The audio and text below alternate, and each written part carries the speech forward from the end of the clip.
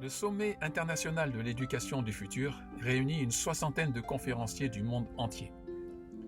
Des pionniers et des innovateurs issus du monde de l'éducation, bien évidemment, mais également des êtres inspirants, issus des chemins de sagesse ou des chemins d'apprentissage et de créativité dans différents domaines. Les arts, les sciences, l'économie, le lien avec la nature, le sport, etc. Des expériences et des chemins de vie qui sont un formidable enrichissement pour le monde de l'éducation.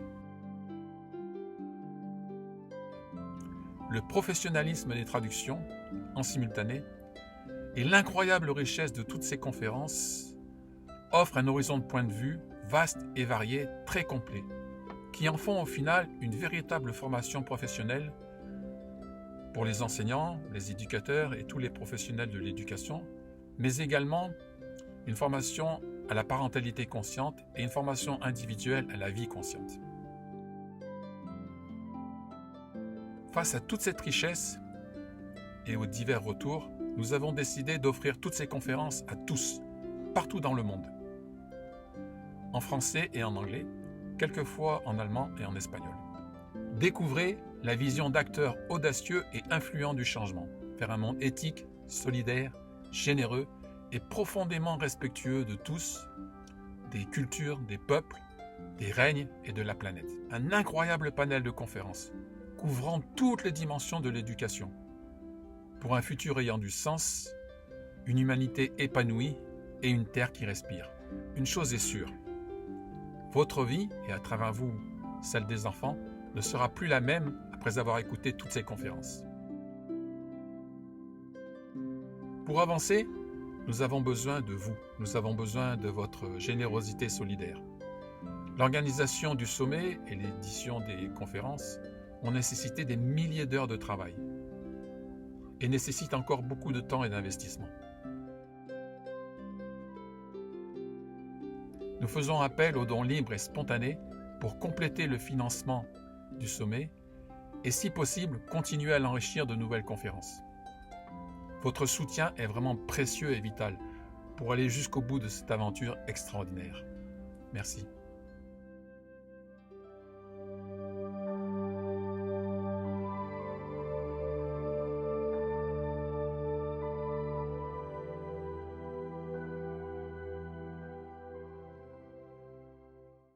I am very happy to have you here today, and thank you for having me after such a wonderful presentation of Adrienne. All presentations are really touching. All this richness is extraordinary, exceptional, and everywhere in the world. So I am very happy to welcome Joël, with whom I've had the opportunity to discuss, and I met him thanks to Med6, and Joël is a neuroscientist.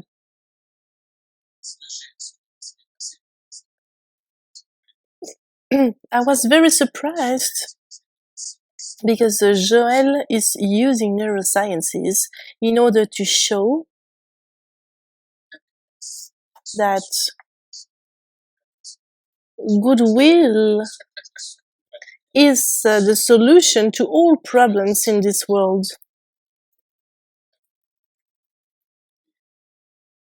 And he's going to explain us, so I'm sorry, I'm doing so many things at the same time. And so he will explain how the schools are creating very difficult children and pupils, and I can't wait to listen to that. I don't think it's only the schools, but rather the whole society which doesn't understand the children and the teenagers, because many adults have had trauma in their life, and so they don't understand the children and the teenagers. Sometimes a way to not to suffer is to place all this trauma on the children. I think many of us have known that. So I will give you the floor. You have 1 hour and a half to present your arguments. And I would need to share my screen. Yes, you told me that.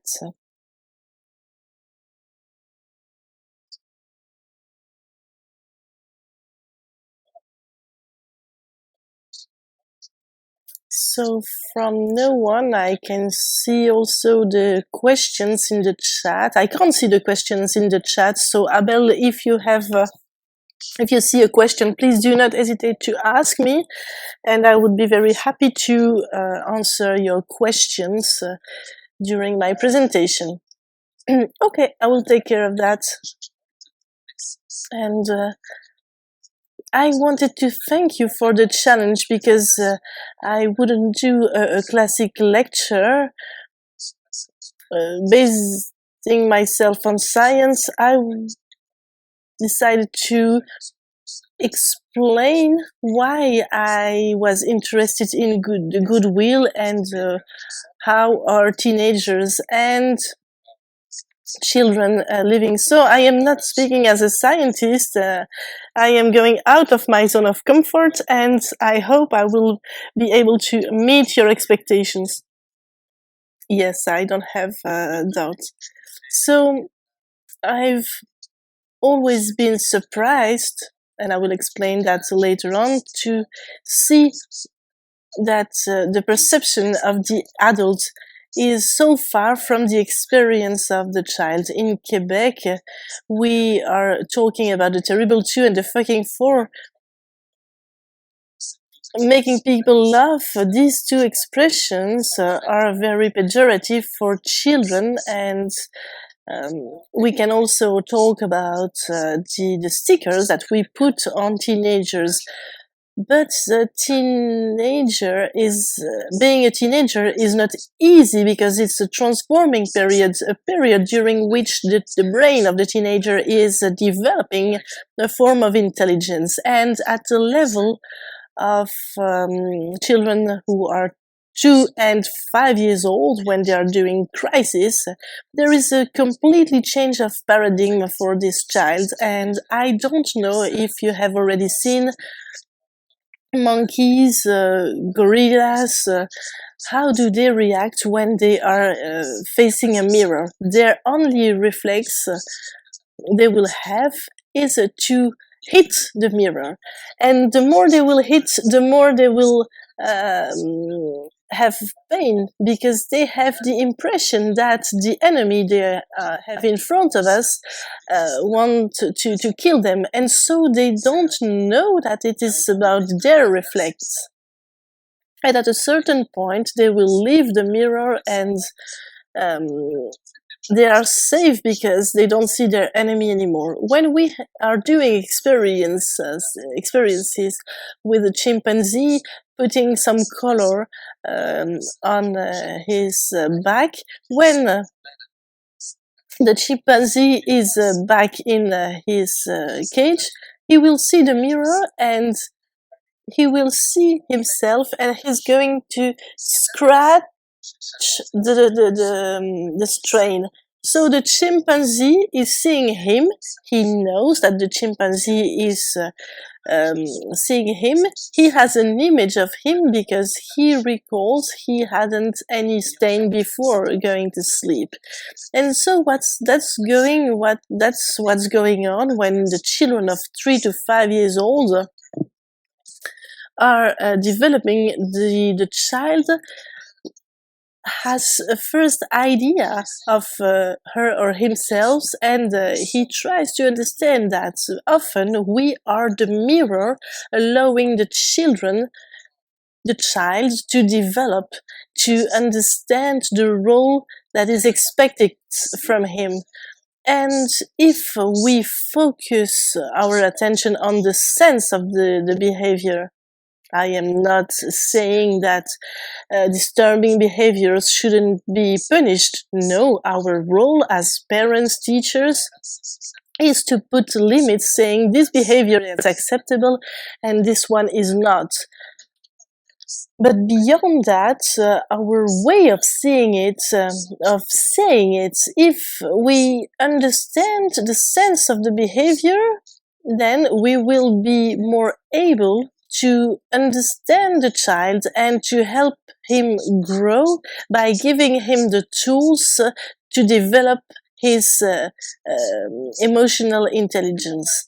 And the more we'll interact in a goodwill mood, the more the schooling and family life will be interesting. The more the child will be supported, the more the child will be able to channel his feelings, his energy, and so will help children to channel and to channel their energies and to develop their resistance. And if we don't act with goodwill, and that's what I am going to present, we are going to create blockades in the brain that will create troubles in personalities and incapacities in terms of society. And so if I come back to the challenge of Abel, that's to say talking about my experience throughout this conference, I can say that today I am very happy, but it has not always been the case. Very early I learned that I couldn't rely on anyone.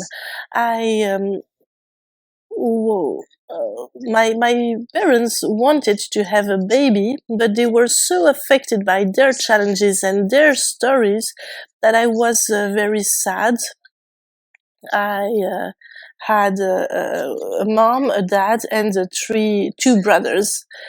The first important moment for me is that when my mom ended her maternity leave, I had not the milk of my mother anymore, and I had problems with my stomach, and I was crying and I was crying. And I can understand that for children, hearing a child crying all the time, it's difficult, and some parents will just freak out and abuse their children. It has not been the case for me, but what I see is that we are giving a lot of advice to the parents, but this piece of advice are based on the parents' needs rather than on the children's needs, because that's how they think they should raise kids. So let's come back to the needs of children. The first need that a child will have is the need of contact. When a mother is giving birth, the mother is suffering because the birth has taken some hours, and when the baby is finally out, there will be something magical. The issue of oxytocin. Oxytocin is an hormone that will allow the mother to relax after this effort. And in a second time, oxytocin will allow to raise the warmth of the body of the mother for the baby to be able to be on the mother's body and to take some milk. And during this moment, for the baby will also have a lot of oxytocin in his body to relax. And when both of the mother and the baby will have all this oxytocin, this will be a magical moment, because it will mean, okay, now with you I am feeling in security. That's the link that's important. And the more the daddy will be involved, the more the daddy will also have oxytocin and live the same experience, and will create a link for the child. The second need we have is the need to be separated. We need to be autonomous. We need to develop our autonomy. And the terrible two, the crisis we'll have at 2 years old, that's the moment in which the need of autonomy has become important, because the baby is not a baby anymore, and he needs more autonomy to develop. The only problem is that he must rely on parents who are aware of that, and so the child will go near to the stairs or near the kitchen or elsewhere, and the parents will try to avoid them to go there, but the child doesn't understand why he can't go into the stairs, or he can't go in the kitchen touching the pots. And so at this time there is a conflict, there is a need to be reassured, the need to develop one's autonomy and one's ability to live. And progressively there will be a problem, and that's where the crisis, when the crisis will arrive. When a child is alone, instinctively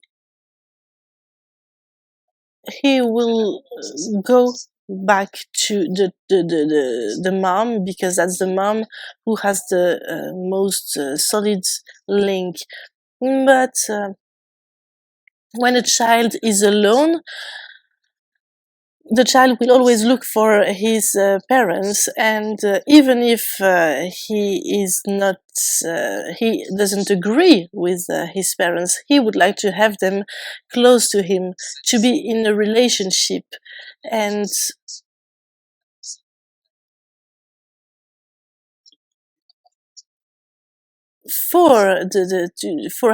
if you want to have a good relationship with your child, you need to recognize him as a person. When I was a child, I was very intuitive, and I was naming the things directly. I was looking at the adults and I was saying, but why he's lying? This is not true. So there was a kind of separation, a kind of problem towards what was happening.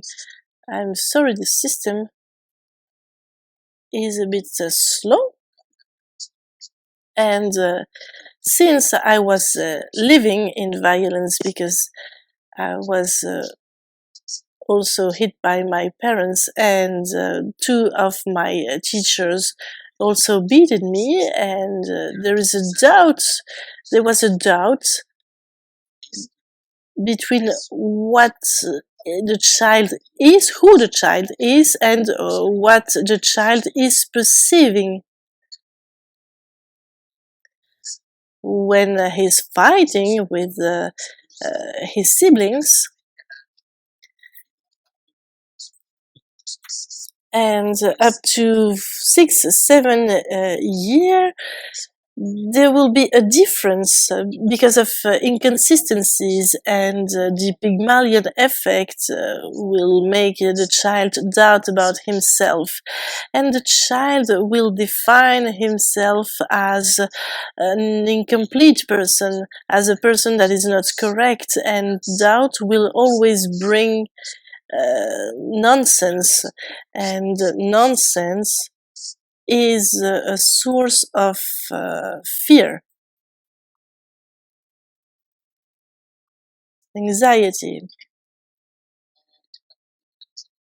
Between the first and the second grade of primary school, I changed school, and I didn't know the rules of my new school. I was 8, and at a certain time I did something that was not authorized, and the teacher said to me, "It's not okay." And so she felt challenged, and she was blaming me. And then she hit me. But 15 minutes later, Madame Dardenne came to me. And she said one sentence that is still in my head. She said, Joël, it is not normal to hit a child. I really want you to pardon me. That's the first time that an adult asked me to pardon him, and that's the first time I understood that this kind of behavior was not normal. And the other phenomenon I had is that it was easy for me at school, and so without doing any effort, I had good scores. And I have another comrade saying, if I am not the best of the classroom, I will be hit by my father. And I didn't understand that, because I would never understand that someone else would be hit by his father because of me. And so I spent the whole year of being second instead of first, for him to be the first, because children are aware of different parameters and they try to act depending on these parameters. It's not that they are right, but they have an intelligence, and we need to understand this intelligence. And despite all that, I felt so much goodwill in Madame Dardenne, that I was feeling in security, that I was feeling good. And an emotion has a sense. The mammals, because we are mammals in the end, will have different biochemical reactions, and these reactions will allow us to mobilize or not to move depending on the situations. So these emotions will allow us to adapt to the environment in which we live, and we'll see a hormonal reaction that will change the cardiac rhythm, the rhythm of the breath, the arteries, and finally the brain. And I am very sorry about that with my screen. There is a study. I really like this study. And this is a study about the sensations when we are feeling emotions. And if we... so he asked 700 researchers saying, okay, what do you see when you are going through anger? When I am angry, my hands are warm, and I will feel a tension in my back, for instance. Or if I have fear, yeah, I will have a certain feeling. But we'll also see that the stomach is active.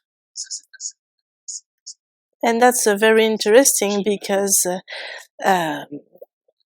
how many children have said, oh, my belly is aching before an exam, or other things, and this is not common. I mean, this is common, but we shouldn't ignore that, because this is important. We shouldn't disregard that.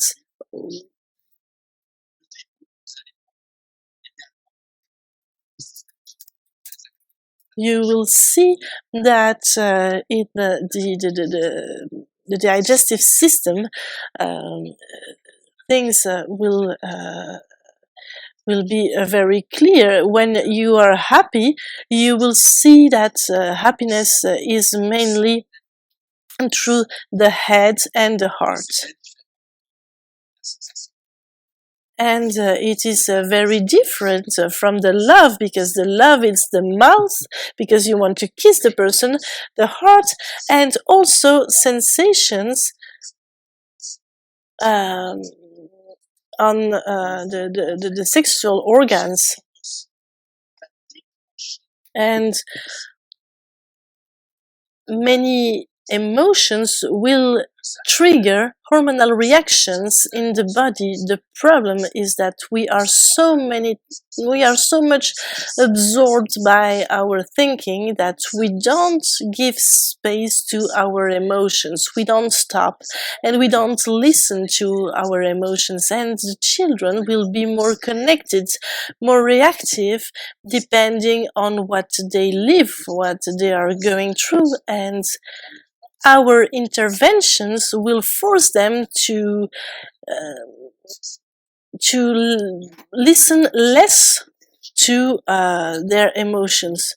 So the more we'll be able to help young people to understand what they are going through, the more they will be able to adapt constructive behaviors.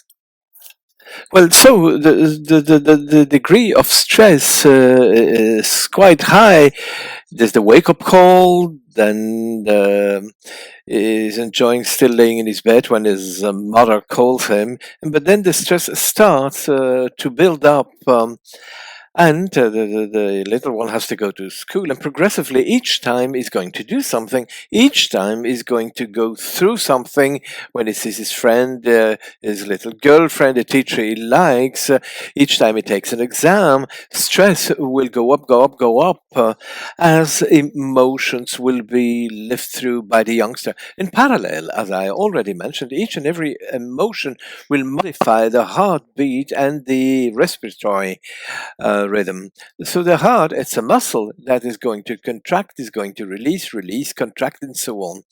And the more time is, or more the clock is ticking, and the stress is increasing, the heart is going to beat faster and faster until such a time that it's not possible to go any further.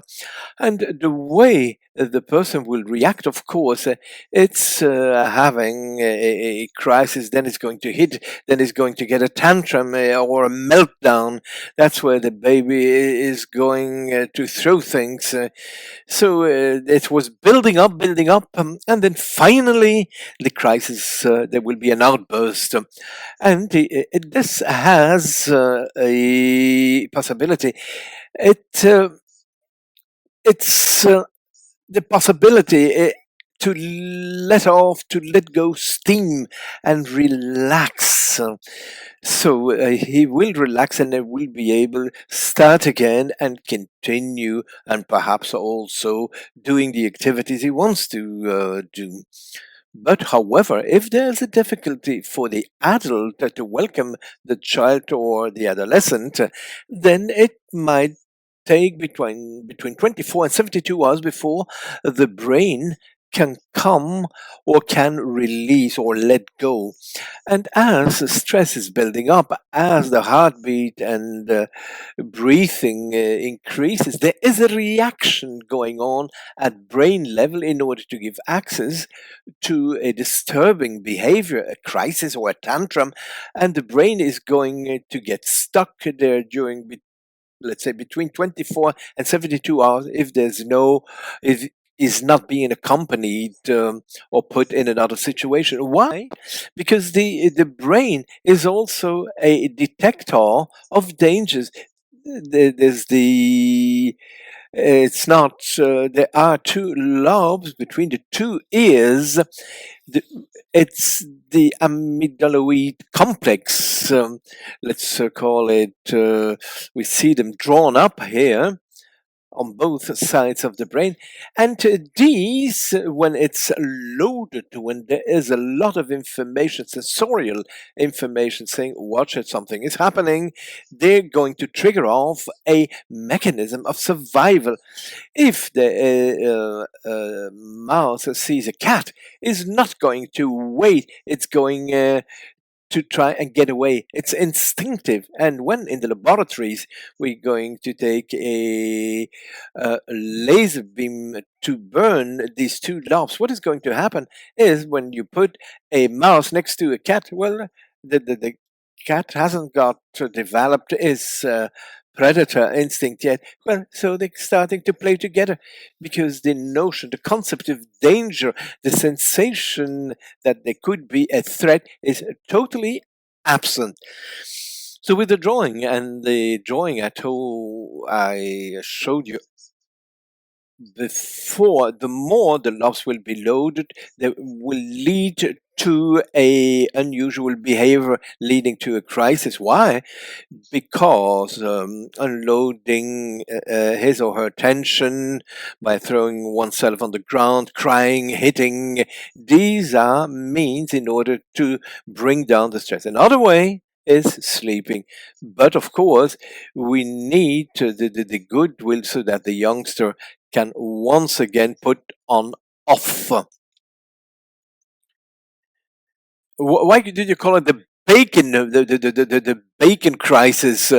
Well, it's like when you bake it in the pan. When you take it's turning around, it's totally contracting. Thank you indeed. I didn't know. Really, it's international, so I should explain this. So the child is going to lie down on the ground, is totally collapsing. He needs to hit the soil with his fists. He needs that you put your arms around him. But of course, if not, if you don't do this, the child will feel a need, and when you get stuck, you will maintain this reactive behavior that normally should not exist. Let me take another example. If, for instance, you are in a European village, okay, and when the year 1000, there's a group of Vikings coming to attack the village. Well, it's not the time to start thinking. It's not the time to start discussing for blah, blah, blah. So, no, so what they're going to do, they take part of the inhabitants of the village, kill the animals for food. So so I have to react very rapidly. And here I have to cut off this area which is there that enables me to go a step backwards, to analyze the situation, and to take a decision. But if I start to panic, what is going to happen? Help, help, help. What is going to happen with my village, with my family, etc.? So panicking. So this is not going to help me because I envisage the worst scenario. So my brain should disconnect from this area so that I can think through, where I can see the things from a distance, in perspective. Perhaps it's a father, it's perhaps a husband, but also the son of someone. So I cannot kill the poor man. Yeah, if I'm not doing it, I'm being killed. So the area in the front lobe, where there's empathy for the others, where you have an emotional resonance, well, it should no longer be active in such a situation. And how is this cut off? Well, in the hormonal reaction, there will be a contraction of the arteries. They will send less oxygen and nutrients so that this forebrain is going asleep. And that is one of the reasons why the adults and the children, why they're being blamed for their behavior, they have some difficulties of becoming aware of the fact that they acted badly. They have difficulties in imagine what the other person experienced. So all the remarks made, well, they just go by him, and it doesn't take them into account. But what we're going to do, or what is happening, then there will be additional stress. But what you need then is the willingness so that the child de-stresses, and where you have and where all the attention should be built off. So our mechanisms of defense will take over control in these situations that influence the life of the child, but also of their surroundings. And here we see sometimes that they badly adapt to the environment. And I don't know what is happening in Europe, but here in North America, in Quebec, a lot of children are affected by deficitary syndrome. They move a lot and they don't know the stress they're in. However, when we take time to make them feel secure, when we want to give them a surrounding where they feel good, all this anxiety will disappear. So what is happening? What is happening? So when I don't know whether you already came across a wild animal along the road. What the animal will do, it would stop altogether. It will fix then your car. There will be a second reaction. Well, then the second reaction will be to run away. All this is programmed. The first element we which find ourselves, it's as if we were facing a bear. But of course, we have to stop moving because then the bear might attack, and then we're going to decide either to run away or to attack and perhaps run away, climb into a tree. So that's where the children will push the others, and well, there might be free acts. Some children they turn to the moon because in their imagination, in their vivid elsewhere, they feel more secure than, for instance, in a classroom or in the house in which they are. So, if I'm coming to things I lived through in my history, well, just imagine I had an opportunity, well, not an opportunity, at several occasions. I went when I was nearby dying. It was at the age of 4, 7, and 11. It's when my brother died a couple of months after an illness I also contracted when I was 11, and the elements were quite terrible. So in Belgium, when someone dies, there is the awakening in the house of the person. And my parents, who were socially involved in spite of all the difficulties, when a lot of people came to our home, I opened the door. I didn't understand why. It was my brother who was softer, was much nicer, more friendlier. We played more. He was more respectful of the rules. Why he died and not me? Why me, l'enfant terrible, who hit a lot of people, was still there. So I had a feeling that death was a punishment, and somewhere I was expecting each time the doorbell rang that the dead to be there and said we were wrong and you should go and not your brother, that it was a mistake and we're going to switch. I can tell you at 11 years I would have given my life for my brother. So I wasn't there to protect him when he had his accident. So is the imaginary of a child of 11 today. I'm no longer thinking that, of course, but somewhere it illustrates in which way the children are going to live with intensity or going through with intensity through all these things. But of course, my parents they cried a lot. I wanted to comfort them, but no one asked me, "How do you live this? How do you go through all this?" And it's even worse for my little brother, who was 5 years younger. I remember there were two adults who told me, "You have to remember that your brother existed, but you're 6. Shouldn't perhaps he no longer knew he had a brother." But my brother is 6 years old. He saw the accident, but well, that was also quite particular because we saw to what extent there was a change between what the adult understands and perceives and how the child, the adult, can live through things. And as long as you're not in contact with it, most likely there will be some difficulties to accompany the youngsters For a child, it's always difficult. I saw there was also a question regarding the traumas when Henriette presented her presentation. So it's the trauma the youngsters are going through, because it depends on the way in which this has been experienced, and it is stored in this part of the brain. It's not encoded in the cortex, where you have an intellectual lever. And the best way for me to explain this is to use this image here. This, when the father is throwing his child in the air, is in full control of what he's doing. And when he's tired, he will put his child on the ground again. Then the child will continue to play or continue doing what it was doing.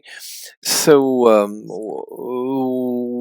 what the child sees, he is in the air and then comes down in the arms of his father again, goes up, goes down. So there's the fear and then the relaxation when falling in the arms. But for the mother, it's terrible what is going to happen. Her child, and he fell down on the ground and hurt himself. So there's a huge difference in what I'm doing, what I'm experiencing, and what I'm seeing. So I'm doing the link with what happens in school. But as long as there's a pupil that does things which are not authorized, he has a disturbing behavior, he can irritate. The teacher also in his brain can react as if there were a group of Vikings attacking him. They're so building up stress or tension. And the adult, okay, he knows what he's going to say. He is going to say something. The child is drawing a negative attention. It's when then the teacher can get angry with him. And the drama, it's the other pupils in the classroom. They will see the tension, feel the tension of the teacher, of their friend in the classroom. They will also absorb a lot of things. And sometimes it can take on important proportions. I remember of a youngster I accompanied a couple of years ago. One day the boy and the parents came into my office, and they said that someone told him it looked like they had a face like a teacher told a child that his face looked like a pig. So the parents lodged a complaint, and they asked me, the psychotherapist, to come with them to try and moderate and to calm down things. There was a meeting with the teachers, the director, and the whole pedagogical team around the child. So it was a child that has a high potential. It has a lot of facilities. It's a child that loves learning, but it doesn't want him. They won't be told how to learn. So when you have a high potential, a lot of children do act in the same way. But then, of course, once in a while, he needs the help of an adult, and the teacher tries to show a strategy to settle his issue, to settle his problem, but the child doesn't want to know about. And the more the teacher tries, and the less the child is receptive, so he's building up tension again. And at a certain time, the teacher thinks, oh my gosh, my pupil is stubborn. But did he really say you have the head of a pig? Well, the child thinks that he might, that he says or thinks that he has a pig's face, and then he tells the parents, and the ball gets rolling. So you see how all the elements play a role and will become more and more important. So perhaps imagine a drama or anticipate a drama can be much more impacting the brain. So the child carrying out extreme sports. So here they learn how to control the sport when doing something quite extreme. So whenever they fall down from the bicycle or when skiing, well, they correct and they build up their competences. And so there is a technique, a cognitive or behavioral exercise. So you can say that you have a behavior which is correct, this is less and less correct. So there's a whole series of techniques which are being proposed in the classroom. The child who's doing some stupid things, he knows that is drawing the attention of the teacher in this way. And it's more unconscious than conscious, but the child isn't stupid. He knows when he's doing stupid thing. He knows that there will be a signal coming from the teacher saying that he has to stop, but the child is afraid of being criticized. He's afraid also of being punished by the parent because he did something stupid in the classroom. And progressively, we find ourselves with very nice and obedient children. That these are children uh, from whom we say, well, we'd like to have 25 children like you in the class. But some were born in happiness, all the better for them. But some, of course, they go through sufferings. And this will also create complex traumas, which progressively are going to upset and disturb the chances. Well, these are forms of post-traumatic stress.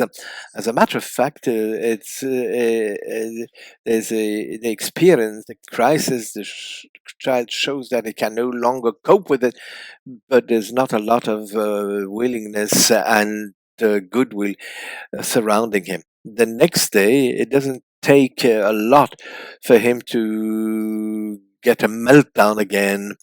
So the relaxing is not done adequately. So you don't need a lot so that once again he has going through a crisis after crisis. And sometimes these are things which are quite subtle. The child should not live a monumental drama in order to find himself in such a situation. Here I talked about the obedient children. So they're sitting on a chair because they're afraid of not doing the correct thing, or they're afraid of getting remarks. But then, of course, there will also be a tension. They're going to live through it, but we won't know. So, as a matter of fact, they're in survival mode for days and days.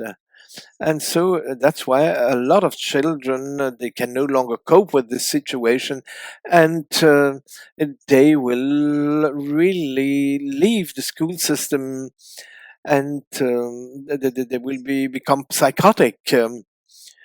But I accompanied youngsters who went in both ways. So the one who left the school leaver and those who were psychotic. And once they get out of secondary, and when in Quebec they call it the CG, so when they go to university, if you prefer using that term, well, these youngsters once again they get better. So the place itself became an anxiety factor and a trauma factor. The child is seeing the walls of the establishment, he's afraid, he feels uncomfortable. And Sophie would like to ask a question. Is there a trauma necessarily when there is stress? Do you make a difference between stress and a trauma? Well, as a matter of fact, the stress itself is normal. We need to stress in order, for instance, or when a teacher is asking a question in his classroom, and when you listen to someone on the radio and sometimes is pausing, well, these are micro stresses, and we need this in order to adapt. Stress is necessary to adapt. Anxiety is necessary. Why? Because if I take my car and I know there will be a snowstorm or that there will be icy roads, well, the anticipation I might have to have an accident will tell me to take care, which is more efficient than being on an icy road and then having to cope with it. So this stress is normal. But of course, we have to try and learn how to live with it. But when there's too much stress, when too much anxiety, and when the crisis occurs, the adult or the child, the adult should be able to tell the child, well, this is normal what you're going through. So my young child is going through his adolescence. He is always angry and is trying to fit in at the school system because he doesn't want to be punished. But when at home, he doesn't know why, how, and he reacts sometimes absurd. That's what we call the stupid age, at the age of 12 or 13. But as we are parents showing a lot of goodwill, we say it's normal that you don't understand this. So we all go through these events, and so we will reassure him. I'm not going to banalize. I'm not going to tell him, "Oh, come on, forget." No, I will make him feel safe vis-a-vis this process. I'm going to accompany him through this. But once he's going through a tantrum, when he has to say no to a particular instruction, and when he claps the door, no, he's not capable of listening. So I have to wait that this stress is being reduced, and then he's capable of re-functioning. So there's the green line. Instead of staying at a higher level, it's going down, and it enables him to start again in an appropriate manner. So there will be a trauma, however, if for days and days you are going to remain in such a tension, where tension never goes down, where the stress remains the same. So a dysfunctional family, for instance, I heard what Henriette, she talked about a war situation. Of course, in this kind of a situation, there's a general tension. That's where the trauma will start, because the brain is going to put things together. And at that time, there will be a chemical modification. There's a team in Montreal of scientists. They observed people, and what they observed is the more they've known violence, the youngsters, the more their neurons were affected. And we even see that the protective envelope of the DNA was attacked, was crumbling down, it was distorted. There were less and less good neurons, but we know that a lot of chronic illnesses are due to the toxic environment in which they live. And then there's another study I wanted to mention here. We see the size, the volume of the brain with youngsters that were raised in a traditional environment, red, and then the youngsters who were or he lived in a violent environment. Well, on average, the brain of the children who were living in a violent surrounding is much smaller. And here we talk educational violence. We don't talk about a war situation, because the blood is not going to the prefrontal or the frontex. It remains in a much younger format. And when you look at the duration of the violence that was experienced by the child, as a matter of fact, you see a relation from causality, and the longer the period of violence was long, such 4 or 5 years, the more the impact on the brain will be greater.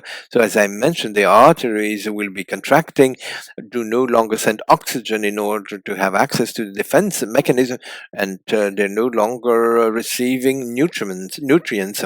So children which are being surrounded with love, then of course it will enable them to function normally. But the children who didn't have this goodwill, who were punished, who were not understood, and who are being hit. How many parents exist who think that when you clap the children, give them a little beating, is a good thing? But what is the price of all this? And the child, of course, cannot adjust. But at a certain time, it will become more and more difficult. Yes, question. So it gradually becomes smaller, the brain, when there's violence, but it's no longer growing. We see there's a difference of size. Where it will retract, it's with the elderly people, but we're in a situation of violence. Here we see that the neurons are not being fed, and will also give rise at a sooner age for Alzheimer, etc. Yes, but when it stops, is the brain growing again? Yes, that's what marvelous. And so when it stops, new connections are being made. So it's not necessarily a headache, but the brain between 40 and 45 years reaches its full maturity. But an adult that was always lived through very difficult situation might have a personality trauma. So he created a family in which he feels happy. So here's a surrounding, an environment where he's involved and what is important for him. And then he will be released of all this, and the blood will once again to cover all the areas of the cortex. And the brain, what does the brain want? It wants to develop, but a brain which is well developed, it's a brain that takes less energy. And when you have less energy, you can put the energy elsewhere in your body where you need less nutrients in order to maintain the body. And the adults who are not happy, well, it's just an anomaly because unfortunately there was it was badly accompanied or less goodwill. But the child, um, we always have a choice, of course, between the enlightened part of us and the dark part of it. So a choice has to be made continuously. And the young is also responsible, of course. The younger the child, the more biology is taking over, and and when the child is growing and developing, his brain is part of responsibility, becomes quite important in the choices he or she makes. So an adult who decides to offer the best in him to be a good person will develop his brain, and the brain will start growing again. But where it isn't possible is when there's a trauma, when there's an ACV, a part of the brain that was destroyed, then it cannot be repaired. But it is possible. The brain is plastic, is flexible, and can be developed up to the very end of our existence. Now, let me come back to my 12 and 14 years. So immediately after the death of my brother, I totally changed. I was bold. I was denouncing the abuses of the adults, and could live with the consequences. But overnight, I retracted totally. I was just someone who didn't deserve to live, and I didn't understand why I was still alive. And this lived in me during several months, even years. It's at such a time that I discovered a TV series. So Joël Monzée, she listened to what the children had to say and the adults, and she tried also to translate this to the adults where she was working.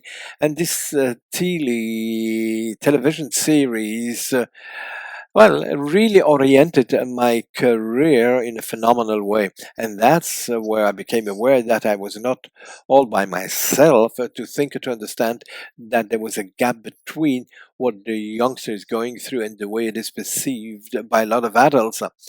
And then the other discovery is in the second year of secondary, where my science teacher taught us neurosciences. She explained the brain to us, and that was extraordinary. I really wanted to know more and more and more about it. And now I'm coming back to Joël Monzée, to our role as an adult. Our role as an adult is to support the effective development. Of course, I adore my children. I would give my life for them if necessary. But at the same time, I should recognize that there's some moments when they disturb me, when they irritate me. But recognizing that I'm experiencing this emotion, I should give them some space to live. And afterwards, after I will choose my modus of intervention. Somewhere, if I consider that the child is just a clumsy way of responding to a strange environment, so then I'm going to ask the question, but what is your fear? What are you missing? What are you lacking? What is your need? What is your need? And your behavior, being the clown of the classroom, these behavior is going on, but it means that there's a second deficit, but it still goes on disturbing the class. So is not taken, is responding, his need for separation. He tells his friends, look how I'm strong. That's a good joke, isn't it? So he's drawing the attention, but he is doing the joke and not his friends. So if the child playing the clown, I punish him, but what I do is just feeding his behavior. So I should do something different. And my director in secondary understood this. I was getting bored in school. And for me, there was things that I loved, things I hated. But I passed the exams. It was also very difficult. Uh, it was difficult for me to learn different languages, but well, I was bored, and when I really felt angry, uh, I didn't show it too much. So I wanted to get involved. So I still felt that I didn't deserve to be there, to be alive. And as a matter of fact, doing something or participating in a humanitarian project, I could have a constructive behavior. I saw that there were some injustices on the earth, in the world. So when I was involved in this kind of project, I could contribute in order to reduce this collective suffering. I was addressing myself, and something happened then. And at the same time, all the life in me changed. I didn't really express what I was going through at that time. And then progressively,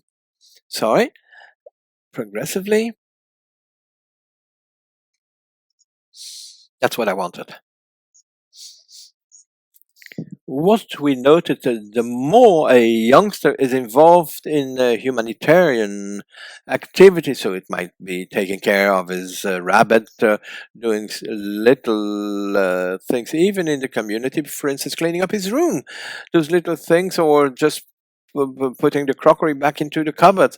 So the more he does, and the more he gets involved in humanitarian action, it will help him to uh, develop the forebrain, and they won't have this disturbing behavior anymore because they will get more and more resources to do things.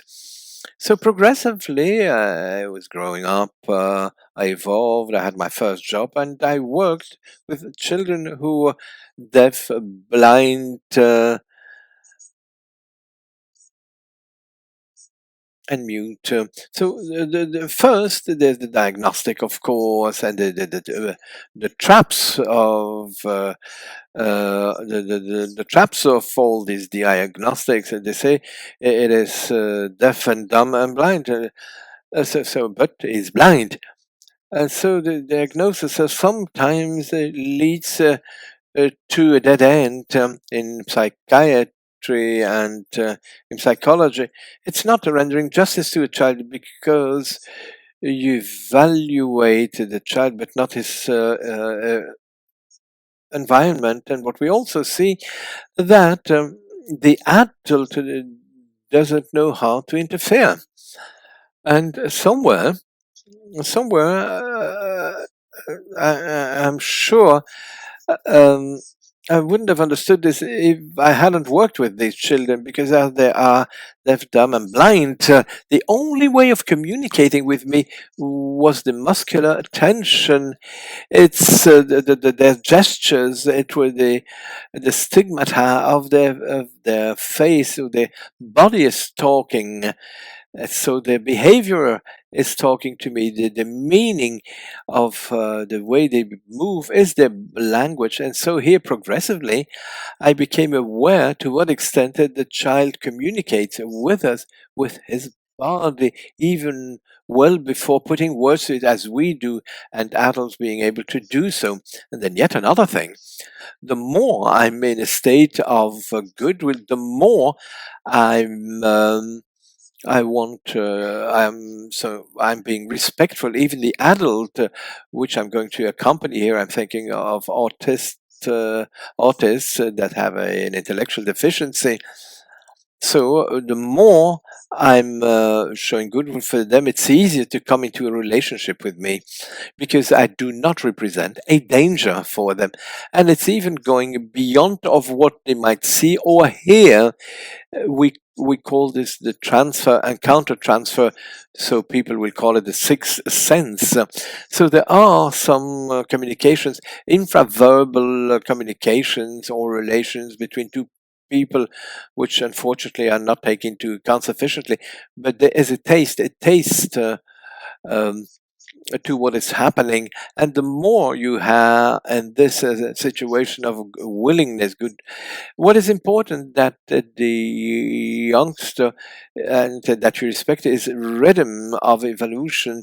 So if you put too much pressure, or if you don't want to create too much stress, then you have to accompany the person. And also here, goodwill becomes a magnificent tool. And Sophie says, could you come back to and explain what it is? Fragmentation. Well, fragmentation is the brain, due to the experience, the emotions, is going to contract the arteries. There will be less oxygen uh, uh, going to some areas of the brain, so the nervous flow will be just cut, would be fragmented. Like a puzzle that falls on the ground and all the little pieces are being separated. You can see this through a magnetic resonance image. And even if the goodwill, the willingness of a parent accompanying the child, then he will be able to put the puzzle back again, and it will enable the brain to have a greater fluidity.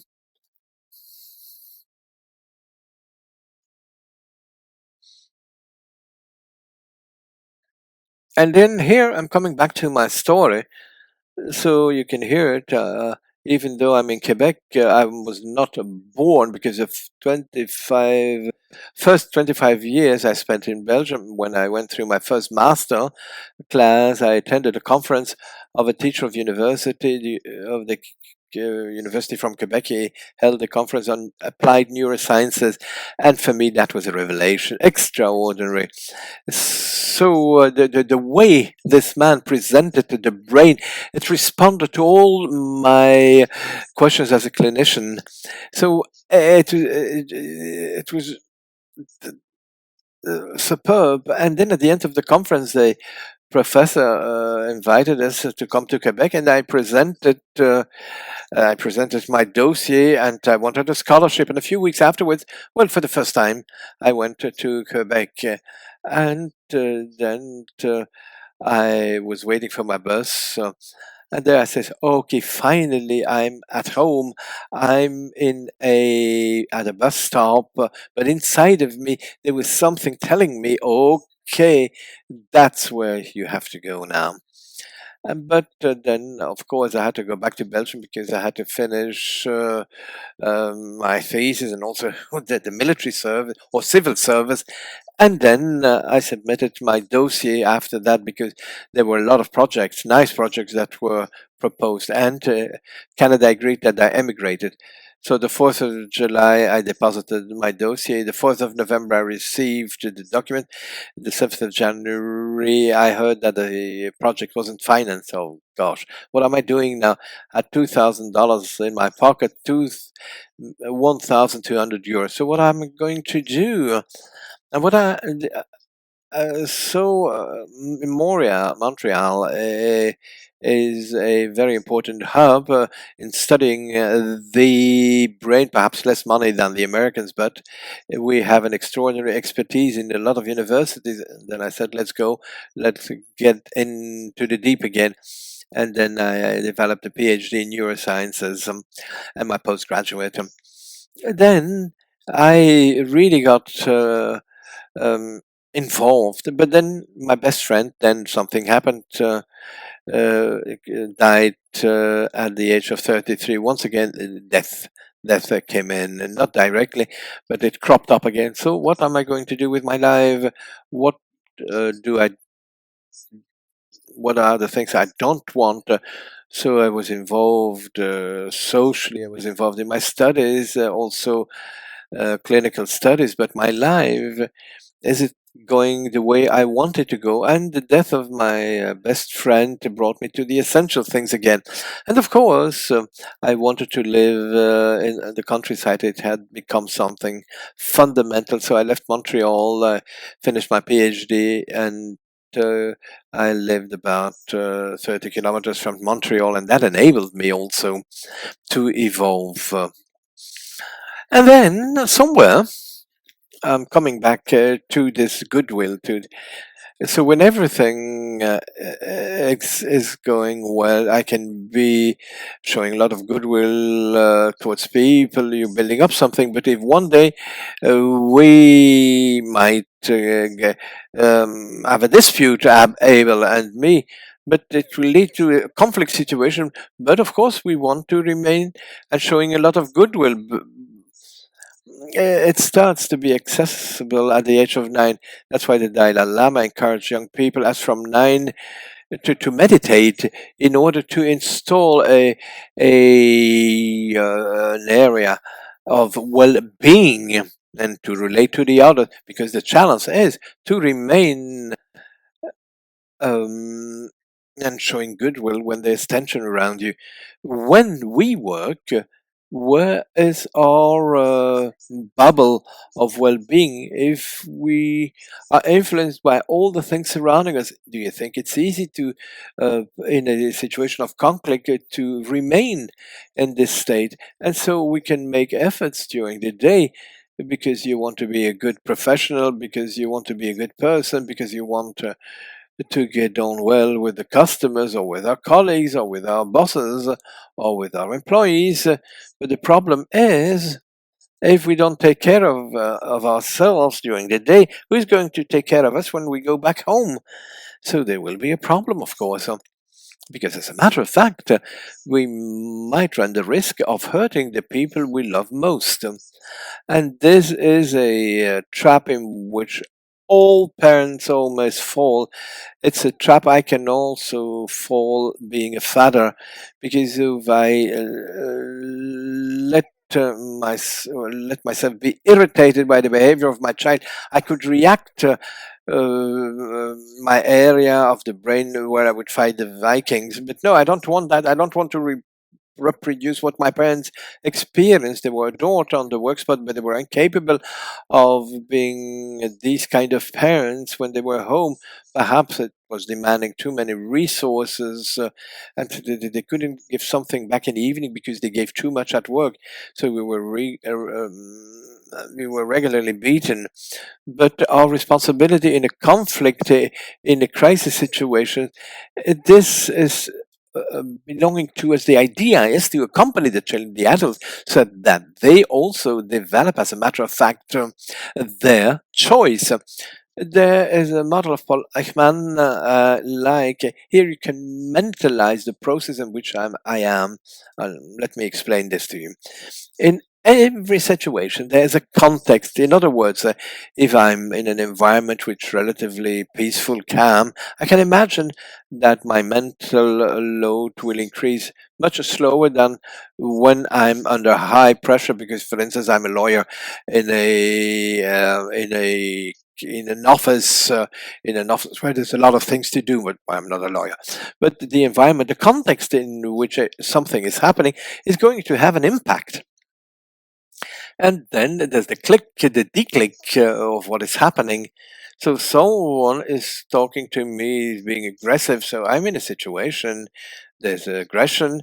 I have my perception. Is this person, does he want to hurt me? I can imagine that as a function of my story, I can interpret the aggressivity of other people. So here I'm experiencing something. My mental load is increasing. I become emotional. I will have physical modification. Remember the pictures I've shown you. There's a modification, a physical modification, also psychological modification. I'm irritated. I'm upset. I'm not feeling well. My mental charge is increasing. That is the question. Somewhere the child is going to act, is going to be very impulsive. The adult, but in, as an adult, how do I do things? I can either be destructive or constructive. I have the choice. I can choose between both. And the older I get, the more I have an opportunity of making a choice between both. And then, as a result, there will be a reinforcement. And then I will say, well, when I'm having a row with Abel, well, we can settle this. And perhaps accepting that we didn't understand one another, perhaps things we didn't experience in the same way. We all have our own history. As his, I have mine. The same thing for my wife, for my children, the people around me. Each and everyone has his own perception. But I feel good in the resolution, in the solution of the problem, remaining to show a lot of goodwill. So this is going to reinforce the way in which I'm going to perceive the context, and so on. Sometimes the more you are in situations where there are less and less goodwill and less love, well, this will lead to crisis after crisis. But first, also there's the choice we have to make. And then a few more minutes I have to have to watch the clock. So I want to say also that I've faced a lot of people. I had to face death, and there was also a cartoon, and also shown in a film called The Little Big Man. These are the Indo-Americans. They were fighting another tribe in the Western world. They were invading them. They said, "Okahai, it's a good day to die." I like this because it brought me to the importance of the very day. And during my PhD, I worked with monkeys who were carrying a virus, and for them, it was like having a cold. We didn't know they could be the illness, the virus could be there latent, but if we were bitten and the monkey was affected by this illness, we could die in 48 hours. So, and even today, 20 years later, there's no treatment possible for this. And I have an American colleague who had this virus during my PhD work, but death is there. It can come up at any time. But if each time I enter the laboratory I'm afraid of dying and afraid of the virus, or when I'm going out and being afraid of being hit by a car, no, we have to live in the present and have a preventive behavior, but trying to come back as soon to the reality. So I live about 35 kilometers from Montreal. So someone was waiting to celebrate my birthday. There was a lot of snow. The weather conditions were rather correct. So I was paying attention, and all of a sudden, one of my tires burst. So I spinned around. I was thrown over. My car was total wreck. And when my tire burst, well, I survived. If not, I wouldn't be here.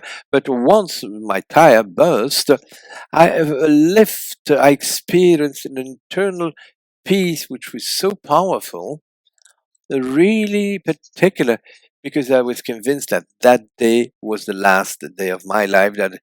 And the intensity of the accident, with this intensity, this feeling of peace and release was so important that afterwards, thanks to meditation, I was 5, 10, 100 times I had the same feeling of internal peace. Well, I'm not telling you I have this all the time. You have to make an effort. Effort is necessary because it's easier to be in my head. It's also easier to anticipate and to go back to my trauma, but I can choose once again to be peaceful inside in order to be a person showing a lot of goodwill. So that's when I have the choice between a constructive or a destructive action.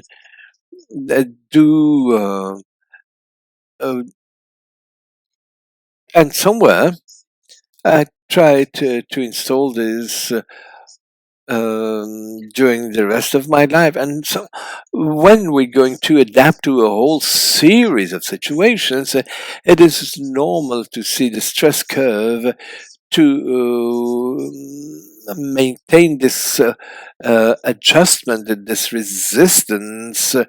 And also they might also in some cases where you have a burnout, either you can choose to take care of your emotions and choosing the necessary instruments, meditation, all the tools to try to be as peaceful as possible. But this is demanding, this is asking us to be very or paying a lot of attention when the stress increases. But there I can choose to have a constructive action, and that is my antidote to goodwill. Here is also the means to intervene with a child. So when my child has a disturbing behavior, and when it is irritating, if he chooses to become different, then I release the pressure inside me. My brain is then no longer working in Viking attack mode, and this enables me progressively to offer the best of myself.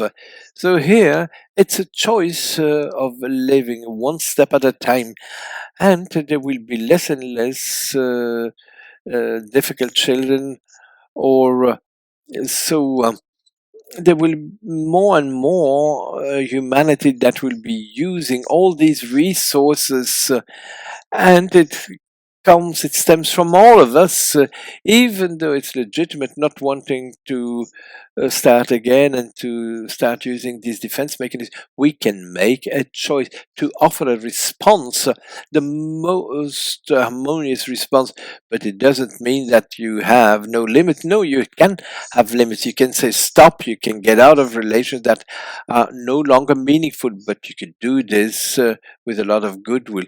And people who have a disturbing behavior, well, they need to be told, but it all be done in the proper way. And progressively, we are building up something, an environment which is such that the youngster will develop.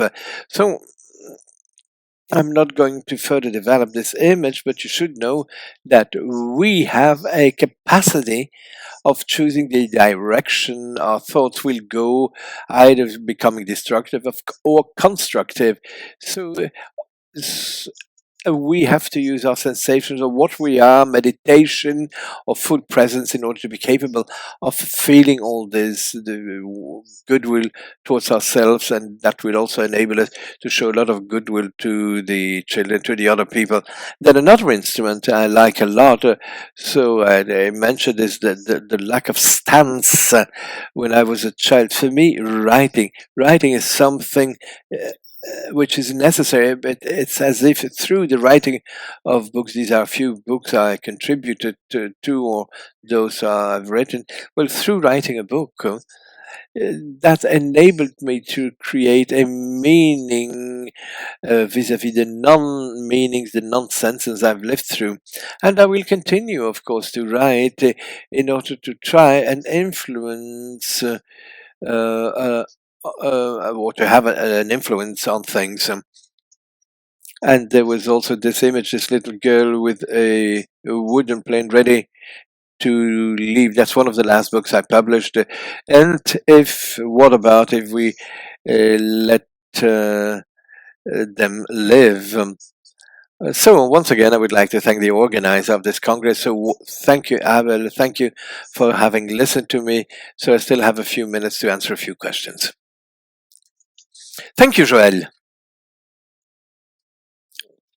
So you can get out of the sharing here of the screen. Neuroscience, I believe it ought to be taught in schools. Yes, the more the youngster understand it. I did this a lot in therapy with children and adults when I explain the brain, not to explain the pathology, but the magic of the brain and how having a constructive behavior that can come to making choices or the quality of life of the environment they're in. For them, it's like, wow, I can full control again. I've got a power, but not a power over the other one, but a power over yourself to choose the behavior he wants to show. And once again, when they feel disorganized, when they don't have control, it's normal. It's normal. It's correct. Then I will let go again, let off steam, and the way I want to function. And then we're going beyond to diagnosis. Diagnosis is a nice instrument to discuss between professionals, but unfortunately, people are being put in psychiatric little boxes, and it's not serving a purpose for the children. So it's not necessarily something useful in order to enable the youngster to grow in a very serene manner. Nicola says, thank you for the simplicity of your words and your personal testimony. Now we better understand how all this was built up. Thank you. Yes, I also thought it was quite magnificent, the mix you made with your own life. It's adding force. It's reinforcing your contribution. Thank you. It's magnificent. Yes, yes, I came out of my comfort zone there. Yeah, that was magnificent. No problem at all. Say Pascal said, I would have loved to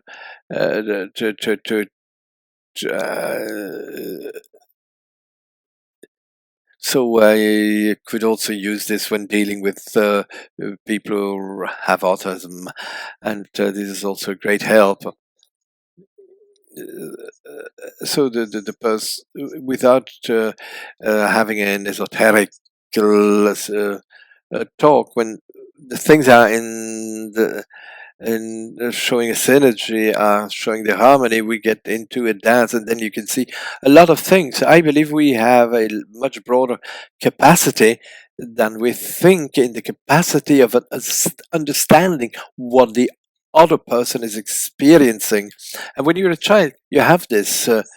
But as it is, because a child is not being accompanied in this, you have a tendency of wanting to cut off, but this emotional resonance hurts. And when you're an adult, and that's what I found extraordinary in the work I did with the children who were deaf, mute, and blind, because it forced me, young adult, no, I was 22, it forced me making peace with what I lived through. If not, I couldn't relate to the autistic people or with the mute, deaf, and blind as I did afterwards. So first, I had to be showing a lot of goodwill towards myself, and so it's a whole challenge to accept our vulnerability. Because we are not, no one teaches us how to deal with your vulnerability. It's only when you're about 30 that you start realizing all this. Thank you, Joël. Thank you, thank you, thank you. Thank you for being here. Thank you for the magnificent show. So we still have 2 or 3 minutes.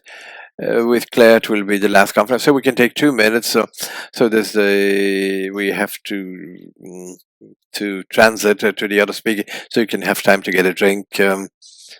And Claire, we will start in 2 minutes' time. And then first I'll start by Joël. So thank you. So if you want to linger on, please be our guest. Yeah, mine expected in Montreal for a meeting I couldn't reschedule, so I will have to leave you, but I'm wishing you the very best. Abel, once again, thank you. Thank you to all those who were here, to attended this morning, to listen to me, and so don't hesitate to get in touch with me. Bye-bye.